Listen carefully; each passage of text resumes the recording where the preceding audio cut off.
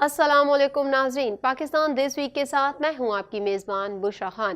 جیسا کہ آپ کو معلوم ہے، پاکستان دس ویک میں ہم لیتے ہیں جائزہ سیاسی، کاروباری اور دیگر سرگرمیوں کا۔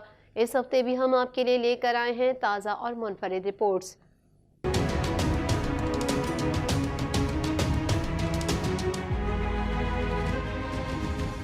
وزیر اعظم نے سعودی عرب کی جانب سے $1 ارب کی امداد کے اعلان کا شکریہ ادا کرتے ہوئے کہا ہے کہ سعودی عرب نے ہمیشہ مشکل وقت میں پاکستان کا بھرپور ساتھ دیا۔ وزیر اعظم شہباز شریف سے سعودی فنڈ کے 4 رکنی وفد کی ملاقات کی مزید تفصیلات جانتے ہیں اس رپورٹ میں۔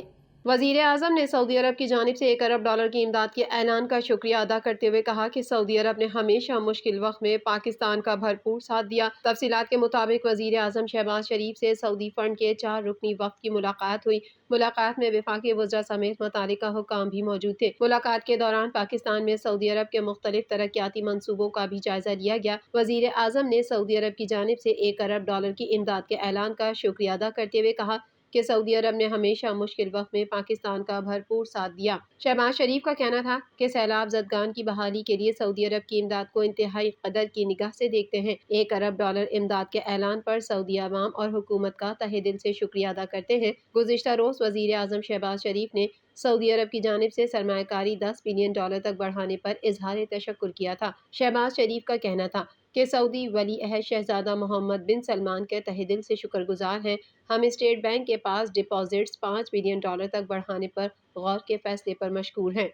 عمران خان اور جنرل باجوہ میں اختلافات سوشل میڈیا پر ہوئے۔ صدر عارف الوی کا کہنا ہے کہ نئی فوجی قیادت اور عمران خان کے درمیان مذاکرات نہیں کروا رہا، تمام معاملات میں اختلافات کم کرنے کی کوشش کرتے رہے ہیں۔ برطانوی نشریاتی ادارے کو انٹرویو میں صدر عارف الوی کا مزید کیا کہنا تھا، جانیں گے اس رپورٹ میں۔ صدر مملکت ڈاکٹر عارف الوی نے کہا ہے کہ عمران خان اور سابق army chief general retired Qamar Javed Bajwa میں دوری کی وجہ سوشل میڈیا ہے۔ ان کا کہنا تھا کہ سوشل میڈیا کے باعث عمران خان اور سابق آرمی چیف کے درمیان اختلافات ہوئے۔ برطانوی نشریاتی ادارے کو انٹرویو میں صدر عارف الوی نے کہا کہ وہ نئی فوجی قیادت اور عمران خان کے درمیان مذاکرات نہیں کروا رہے۔ عمران خان نے موجودہ army chief general Asim Munir کے نام پر اس وقت اطمینان کا اظہار کیا تھا جب انہوں نے اس بارے میں چیئرمین تحریک انصاف سے مشاورت کی تھی۔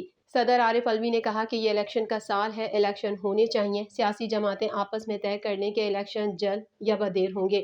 اگر چند مہینوں سے الیکشن کے آگے پیچھے ہونے کا فرق ہے تو وہ بھی بات چیت کے ذریعے طے کر لیں تاکہ معیشت اور لوگوں کے فلاح کے لیے کام ہو سکے۔ صدر مملکت کا کہنا تھا کہ ملک کے سیاسی درجہ حرارت کو کم کرنا ناگزیر ہے اور اس مقصد کے لیے تمام اسٹیک ہولڈرز کو مذاکرات کی پیشکش کرتا ہوں، لیکن تحریک انصاف اور حکومتی اتحاد کے درمیان گزشتہ 1 مہینے کے دوران کسی قسم کی پیغام رسانی نہیں ہوئی، جبکہ ان کی جانب سے مذاکرات کی درخواست کا کوئی جواب موصول نہیں ہوا۔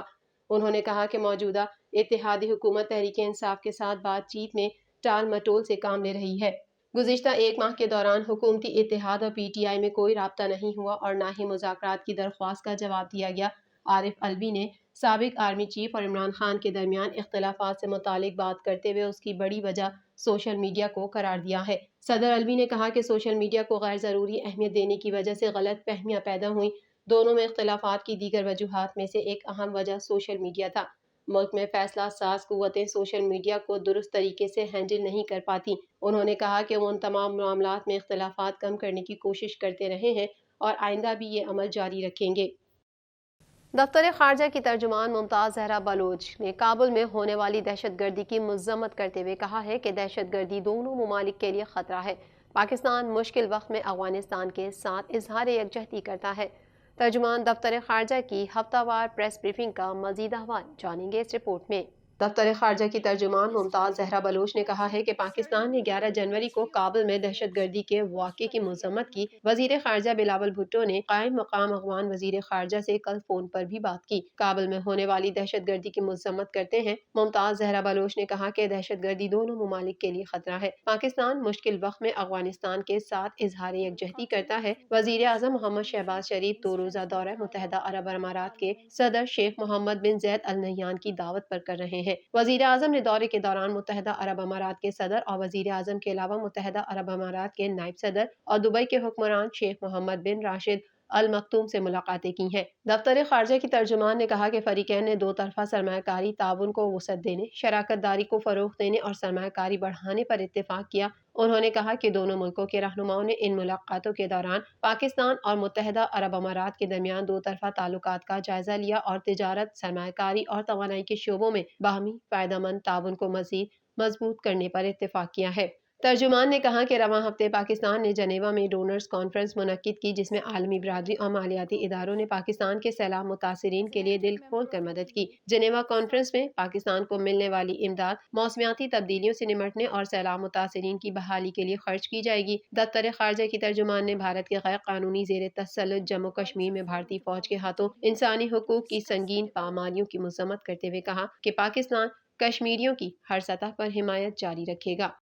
پاکستان تحریک انصاف نے وزیر اعظم کے خلاف تحریک عدم اعتماد لانے کا حتمی فیصلہ کر لیا، جس کی عمران خان نے منظوری دے دی، جبکہ ملک میں بدلتی سیاسی صورتحال پر قائد مسلم لیگ نون کی پارٹی رہنماؤں سے مشاورت جاری ہے۔ نواز شریف نے وزیر داخلہ رانا ثناء اللہ کو لندن طلب کر لیا۔ مزید احوال اس رپورٹ میں۔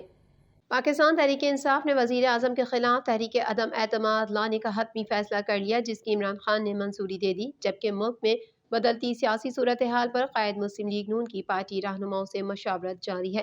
نواز شریف نے وزیر داخلہ رانا ثناء اللہ کو لندن طلب کر لیا۔ میڈیا رپورٹ کے مطابق تحریک انصاف نے وزیر اعظم شہباز شریف کے خلاف تحریک عدم اعتماد جمع کرانے کا فیصلہ کیا تھا، جس کی پارٹی چیئرمین عمران خان سے منظوری درکار تھی۔ آج عمران خان نے اس فیصلے کی منظوری دے دی۔ پارٹی ذرائع نے تصدیق کرتے ہوئے کہا ہے کہ وزیر اعظم کے خلاف اعتماد کے ووٹ کی کارروائی کرنے کا فیصلہ ہو گیا۔ صدر مملکت عارف الوی بہت جلد وزیر اعظم کو اعتماد کا ووٹ لینے کے لیے کہیں گے۔ میڈیا رپورٹ میں کہا گیا ہے کہ پی ٹی آئی نے یہ فیصلہ ایم کیو ایم کے تحفظات کو دیکھتے ہوئے کیا ہے۔ پی ٹی آئی پر امید ہے کہ ایم کیو ایم وزیر اعظم کو ووٹ نہیں دے گی۔ دوسری جانب وزیر داخلہ رانا ثناء اللہ کی آئندہ 2 روز میں لندن روانگی متوقع ہے۔ ملاقات میں وزیر داخلہ کو ملک کی سیاسی صورتحال میں اہم ٹاسک دیے جانے کا امکان ہے۔ رانا ثناء اللہ قائد مسلم لیگ نون نواز شریف کو پنجاب اسمبلی میں پیدا ہونے والی صورتحال پر اعتماد میں لیں گے۔